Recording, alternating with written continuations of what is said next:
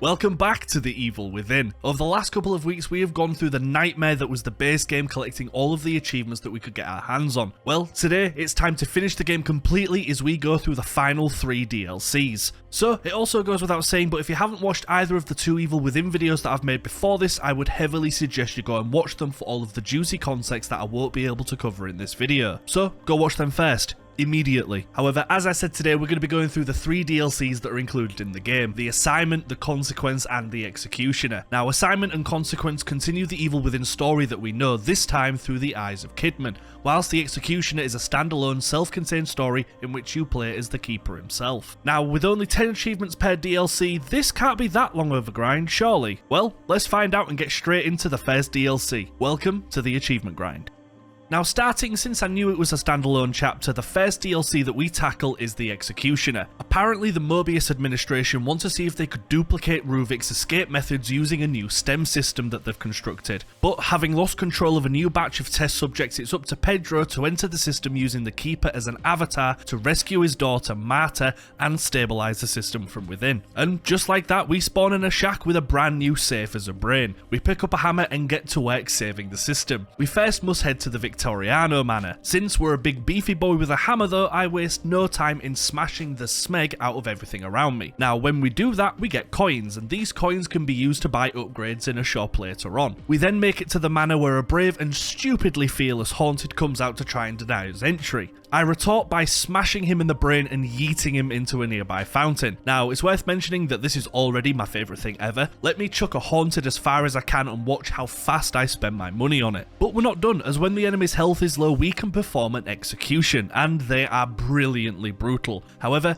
I can't show them all unfortunately, as YouTube is a shite that doesn't like nasty violence. When we enter the manor though, we gain information on the situation before we then explore the house a little bit. We eventually make it to the room with the brain probe in for the first game and unlock a portal as one does. Our next mission: eliminate the sadist. We throw ourselves into the portal and spawn in a small area with eyes around the walls. These eyes spawn in enemies for us to throw into things before then the sadist appears. Now, since we're the goddamn Keeper, we smash him into a fine paste. He dies, we get coins, and the first mission is down and we spawn back into the manor, then unlocking the chainsaw for us to use ourselves. Now, the idea is that every boss that we face and defeat are actually other rogue test subjects. Now, Marta's mental degradation will slow down and eventually allow us to save her once we kill enough bosses. So for now, it's back to the boss smashing. The next portal that we find and boss we faced is Zen, one of the twins that guarded the church. Now, this guy is much beefier than me, so it is much more of a tricky battle, and I might have to use some brains and cunning here to take him out. Fortunately for us though, this map spawns with harpoon miniguns that we can use to riddle him with holes. However, even with those, Zen takes our head clean off and we must try again.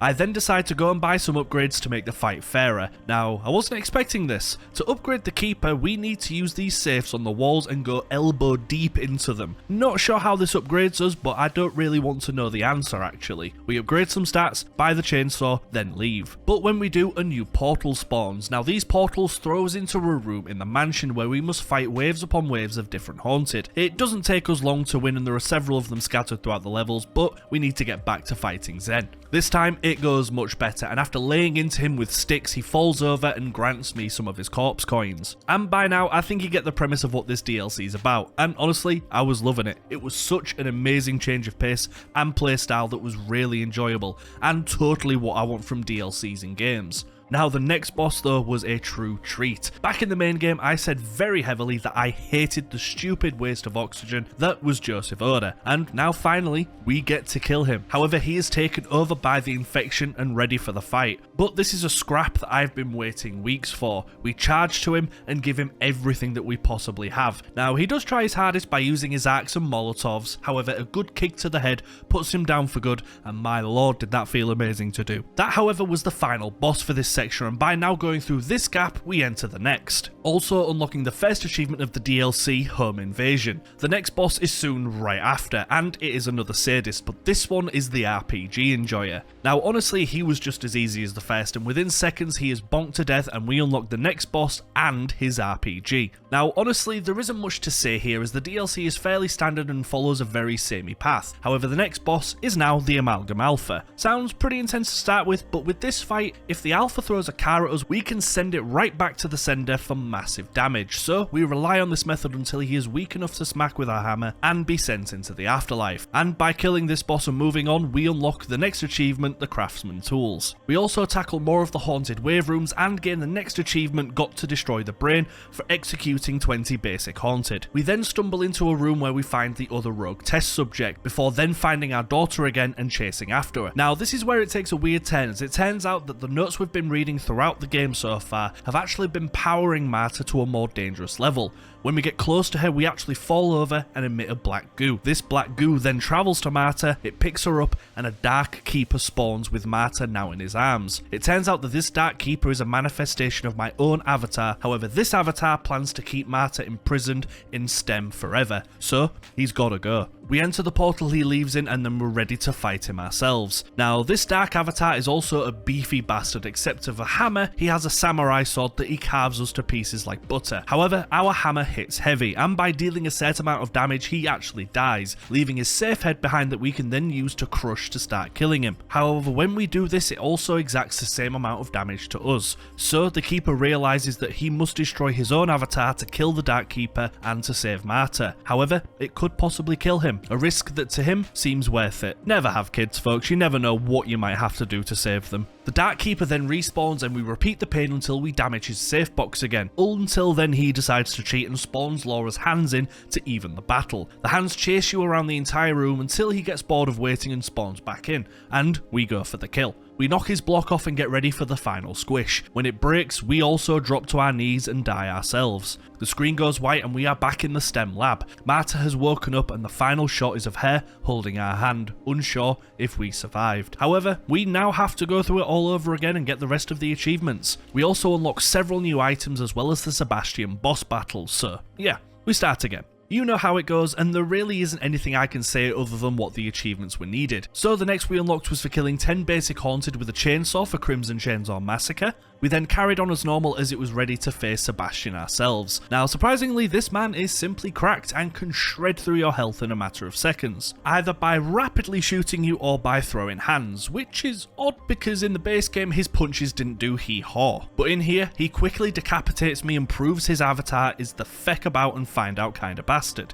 Now, yeah, we struggled here as Seb is clearly the protagonist and killed us repeatedly. Now, instead of taking the time to upgrade and get stronger, we just kept trying until we're lucky enough to win. Eventually, we get the movement down as well as focusing on an attack that staggers him, and thankfully, the git eventually goes down and we unlock You Had This Coming, as well as a golden hammer with a tiny little adorable crown. However, all we need to do now is grab collectibles and grind items before tackling the last achievement. The next we easily gain is by throwing 10 basic haunted into death traps that spawn into the wave levels. By grinding and poking them to death, we then unlock Trapper and Keeper. Now something here I haven't mentioned as well is that there is something called torments in this DLC, which you get for killing enemies in certain ways, such as executing them with a hammer, to lighting them on fire, and by completing all of these torments we unlock our next achievement, Cruel and Unusual. And also by doing this we unlock the infinite ammo in the shop, which is going to make the rest of this absolutely futile. And by buying infinite ammo in the shop we actually get another achievement for unlocking everything called I Might Close Early. We then very soon after collect all of the hidden pages of our daughter's diary and unlock Nosy Parent before going for the most difficult achievement, to beat the entire DLC without getting hit once. Now honestly this may seem tricky to begin with, but since we have fully upgraded everything including the infinite ammo rocket launcher, this again was trivial. We killed the Dark Keeper for the 4th time and by doing that we finished the game and unlocked I've Got Box of Steel. Now honestly I love this DLC, would have liked it to be a bit longer with a couple more boss fights potentially, as I was actually really eagerly waiting to face Laura that never actually happened, but I honestly can't complain with what we got, and it honestly was a lovely break from the gameplay that I was used to while still being familiar. Now we start the assignment. In this 2-part DLC we take control of Kidman as we explore through her journey into STEM and what she was actually there for. We start in the ambulance that fell over the cliff in the first chapter. However, with no one to be found, we exit and see the silhouette of a man before he disappears. We travel through the forest until we reach a cave, and once we enter it we hear shouting. But before we can do anything about that, the ambulance driver attacks us. We heal him in the jaw and fall down into the cave system. Moments later we find Leslie, but we are immediately transported into a room with a faceless man sat at a desk saying that he needs us at our best, and that this is a serious matter before he asks us to follow him. Now we reach the best best part of the game ever. In this Kidman DLC, we save by having a kitten jump on us. I kid you not, this is how we save, and as a cat person, it just made me very happy. We then catch up to the man in the suit again who says that STEM has gone crazy and we need to go in to retrieve Leslie and pull him out of the system. However, everything is arranged and we should be fine as nothing else matters except our mission. We sit down in the chair and then get ready to start the assignment. We then wake up in the same room, and whilst we get our bearings, the shade runs off and we start to work on our way to finding Leslie. Along the way, also picking up a crucial flashlight. Now, the Kidman DLCs play very differently to the main game, as for this, for the most part, we don't have a gun, so we must rely on stealth, bottles, and the occasional axe to get from room to room and progress through the story. And since we can't fight Haunted head on, good stealth is absolutely crucial. We slowly creep our way through the level in which for now there is no enemies, until we find a room with a scared faceless man in it. So to help, we crawl into the vent and go to talk to him. But as we make our way to him, we hear him get mulched off screen, and as we exit the vent we can see the shade again walk off after a successful kill. This is where we then meet the first Haunted and get taught on how sneaking is crucial. It takes us some time to get used to the new system and movement, and before long we are going through it in our stride. In the next room we see a keeper head on the table, and by completing the puzzle on it, it unlocks and we retrieve a piece of scrap paper. Now for both the Kidman DLCs there are three forms of collectibles: the scrap pieces of paper, research documents, and also personnel files. And for achievements, unfortunately, we need to grab them all. On the way though, we pick up our first achievement in the DLC that has us ring a phone, and then when a Haunted goes to investigate the noise, we lock the door so they can't escape. Doing so unlocks Prank Call. However, we make it through the door and press on. Well, I say press on, we actually get stuck in the next room as our palm print has been removed from the system, and when we go to override the door, the entire room goes dark and the shade comes to investigate. Now, bizarrely enough, it doesn't find us, but it actually does reveal a neat trick. By shining its light in specific spots, it can actually summon doors and paths that can't normally be seen. So when we do the same with our flashlight, it creates a new door to escape through. We kick the door in and find the sawbox that we were trapped in, before being sent back to the STEM base from the beginning. Now, this part won't be believable for you. However, when exploring, we found a snail just hanging out inside a vent. And when we burn the snail with a flashlight, it erupts into love, as well as making some questionable sounds.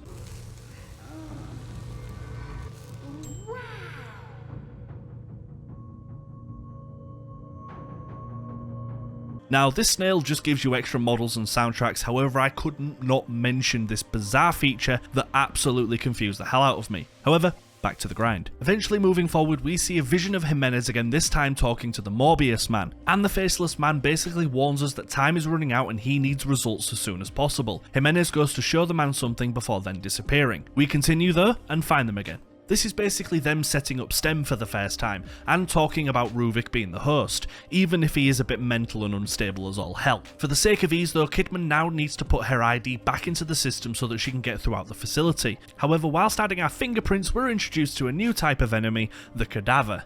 These explosive bastards are blind, however if you get too close to them, they will instantly erupt and send wonderfully packaged chunks of Kidman around the room. Next, we make it through a small horde of them before finding the last computer and uploading our brain scan or something to complete the process. No idea, however we now have our ID again and can get about. We get past the door we couldn't, piss our little frillies when a Haunted appears, and make it into the next section. We then see Sebastian and Joseph go up in a lift, so not wanting to see Joseph at all, we head downstairs. And no, I will not stop hating on Joseph, ever. We eventually find ourselves in a server room and go to call the lift again, but as we do, the lamp lady decides to make her triumphant return. And now we must stay hidden whilst the room charges power to bring the lift down to us. And you know, if we get caught, munch. Now, of course, we died here a couple of times as the sexy legged lamp is fast as hell, but eventually we make it to the doors and sprint inside before the shade can come and get us. We see Joseph and Sebastian again, but they can't hear or see me. When we turn around, Ruvik then appears. He tells me that Gullible is written on the ceiling before pushing me out of the saw trap from the main game. Now, honestly, I thought this was clean as hell. With that, the first chapter is complete and we gain the achievement, A Different Beginning. Then chapter 2 starts us in the sewers after Laura grabbed us. We grind through the level until we dive into some water. Whilst walking through though, things go wrong and we fall through onto our face and get caught under some rubble. With the shade looking down on us, now she can actually reanimate dead Haunted, but since we're trapped we need to rely on a nearby gun to get through this section alive. Enemies are sent towards us and we need to be quick to take them all out. Fortunately, I'm the Punisher incarnate and blitz through all of the enemies with zero problems. The shade then jumps down and flees before we can spark her out, and with the potential death being taken care of, we unstick ourselves and crack back on. The next path has us going through a couple of rooms of Haunted, but in the first room there are actually pressure activated traps. Spend enough time on it and the spikes burst through the floor, kebabbing anything that's on top of it. Now, I know there's an achievement here as we have to trigger a trap and kill 2 Haunted at the same time. I think that's child play. I'm going to go for 4. We round up the lovely Haunted and get ready to skewer them, but knowing his death is imminent, a Haunted grabs me and holds me in place. All 4 of us get punctured and we unlock Clutch. However, we reload and make it through the section fairly easily. We open the door and then chase after Joseph. We drop down and find him at the door where Sebastian will then come and find us.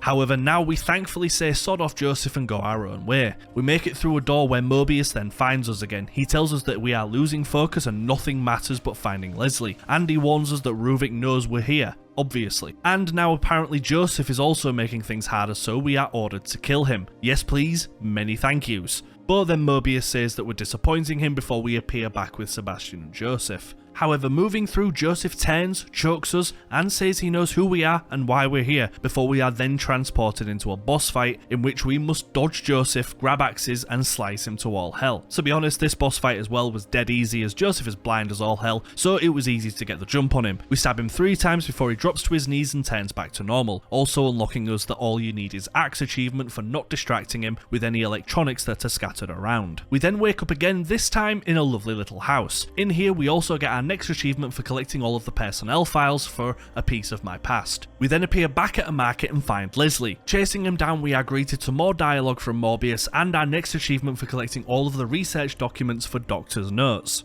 The next part has us deal with a couple of sections of Haunted. Nothing too painful, but we get yet another achievement here for getting a cadaver to kill a Haunted. So we bait some Haunted, throw a bottle at the feet to gain its attention, and collect our sweet reward when it hops onto the Haunted and explodes, giving us Death Grip. We then make our way through the rest of the level and reach Leslie, who lets us by, our target acquired. But also speaking of acquired, we find the last page scrap. Then by clumsily putting the letter back together, we unlock a warning. Kidman and Leslie then enter the church, but of course Ruvik appears again, but now takes full control of Leslie and makes him attack Kidman before they both disappear into smoke. Morbius then reappears and says that Kidman cannot disobey orders, and since she let Leslie go, she must go get him back immediately, even though she says she can't because Ruvik is far too strong and always appears when she gets close to him. Then in this tense sequence, Morbius and his many shadow limbs start to chase us down. Since we don't want to die, we take off to running. He follows us and tries to grab us with his shadowy fingers. However, we run so far that we actually burst through a door,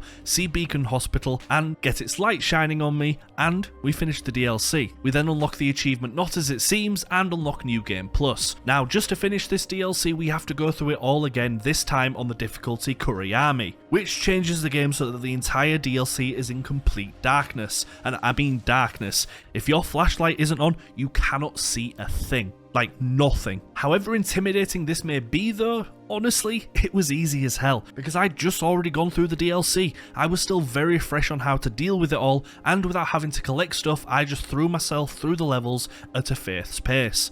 In no time at all, we're back at the Morbius chase, we complete that again, finish the DLC in just an hour and 15 minutes, and unlock the last achievement for it, Not Afraid of the Dark. And with that, we only have 1 DLC left and only 10 achievements before we can take this mammoth of a game and add it to the 100% list. So we follow up immediately with The Consequence. The game starts straight away. We wake up in a hospital bed, but unless this is the shortest DLC in history, we know that it's not good. We get to the door, we get transported to the save room from the main game and meet Tatiana. She is as useless as ever, so we quickly leave. When we do though, we spawn into a room that's full of TVs that play other conversations with Morbius and Jimenez, saying that Leslie is the chosen one. So we push through. It's back to more sneaking around, which is fine, as we're pretty much used to it at this point. However, something that we're not used to is a Haunted coming out of nowhere and making us drop our flashlight. We lob him over the edge and now have to rely on glow sticks to make it to the power room. Now, there's actually an achievement here that I didn't know about, which is to turn the power on only using 10 glow sticks maximum. Now, we didn't get this in our first playthrough because I was just chucking them about as often as I could, rather recklessly actually. However, we do this in the later playthrough, but I thought it'd be easier to mention it here whilst I'm talking about it. We dodge Haunted and eventually make it to the power switch, turn it on, and since we didn't use 10, we pick up the achievement Fumbling in the Dark. Working on our way through the facility further though, we eventually make it to another vision of Morbius, this time talking to Ruben himself. Ruben says that Morbius needs him for all of this work to be done before he disappears and the room turns into a BDSM workshop. Not that I know what one of those looks like. Anyway, in the next room we find the Shade seemingly dying in a chair. We walk up to it and mess around with its face light to reveal a door. We gift her a couple of glow sticks and get ready to move, but of course, it's not dead, and we need to run as fast as possible. We enter another section where we have to wait for a door to open whilst it stalks us, and again, this was surprisingly easy. We make it through into the lift again, but instead of taking the L like a champ, the Shade goes off to show her fancy footwork. However, we make it to the next room, and in said room is a wall of eyes, and we find our flashlight again, which I was really happy about because I hated the glow sticks. In the next room we see another vision of Jimenez and Morbius, this time Morbius showing the brain of Ruvik is going to be used in STEM. Jimenez is actually not a fan of this at all, however now that he can actually get STEM to run, he soon comes around. However, moving on, Morbius grabs us and says that we're not doing a good job, and again, disappointing him. However, since Kidman knows that Morbius is lying to us, she doesn't care and wants to find out the truth, as how can she trust Morbius when everything he says is a lie? But he says she's not required to trust, only obey, so would you kindly just move on please?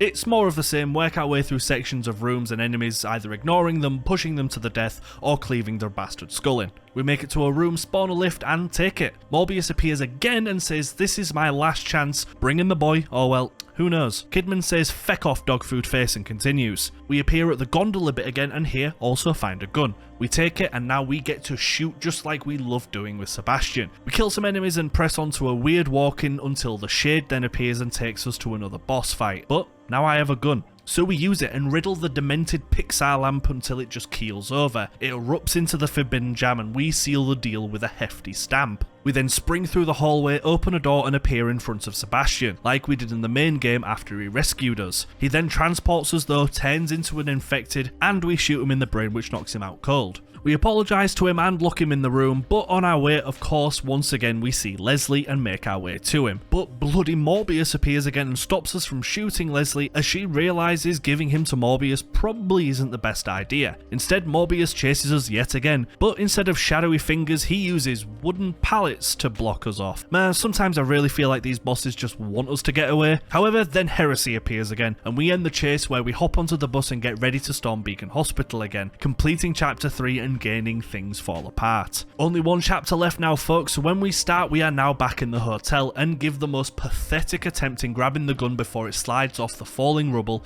and vanishes. We walk through and are greeted with Ruvik who talks to us through an ant painting. So since we don't like talking to paintings because we're not mental, we burn it, which clears the way. We walk into a new room where Ruvik possesses Leslie again and we need to burn all of the paintings in said room. It's fairly easy and when we burn through them all it frees Leslie and he just runs off again. Again, we just work our way through the level, but when I hop into this room, it looks oddly familiar, as we can see the food lifts that save Sebastian's life from the Keeper. We can actually hear him and press this button, gaining the achievement A Real Hero for saving his life. It turns out that Kidman is the one that sent the lift back down to him, and the DLC is scattered with these little extra pockets of knowledge where it shows that Kidman was doing something that interacts seamlessly with the main game. I loved that. Then we find Leslie, who has been taken over by Ruvik again, but we know what to do. We burn the painting behind him. As we do though, Laura then randomly grabs us and Ruvik/Leslie goes to shoot us. He does, but instead of hitting us, he hits the painting behind us and ends the control sequence, and we get a fabulous new gun.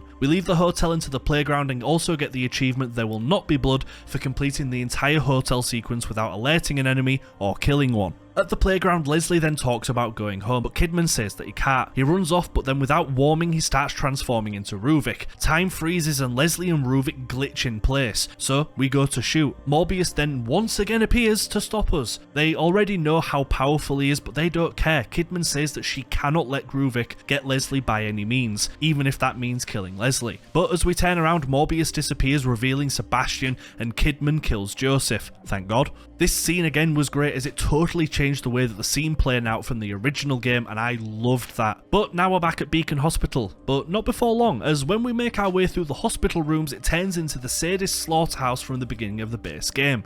We run through just like Sebastian did, but instead of plunging down the death slide, we make it to the door on the other side. In there are some offices from the last section, and inside is Sean, who has a little bit of red on him, and a shotgun in his hand. So instead of waiting for all of this to blow over, we instead take the shotgun and blow his brain hollow. We then make our way into the sewers, where we are then ambushed by 1,000,000 haunted and cadavers, so we sprint past them all instead of fighting. We then make it inside the STEM offices again, and Morbius appears to say thanks for letting us in, as Morbius went into STEM within Kidman, and that's how he is haunting her now. We barge through rooms, pick up the last personnel file for the DLC, and gain becoming an agent. Then, just literally seconds later, we get the last torn pages and throw them together in this DLC for This Is Just the Beginning, and because we're not done yet, we get the last research document for It's All Your Fault. So, let's get this DLC finished as well. We take a lift and Morbius tells us that we are too scared, but get scared enough and you can be controlled and moulded. And we are actually the first test subject to serve under being too scared, I guess. But we find Leslie in the milk hot tub rooms and also see Veruvik's brain. So, we shoot the brain. And we're done with the DLC as the credits roll. We also see a picture of the best friends just being silly gooses before we're thrust back into the room and lock the achievement Stick to the Script, which I honestly thought was hilarious.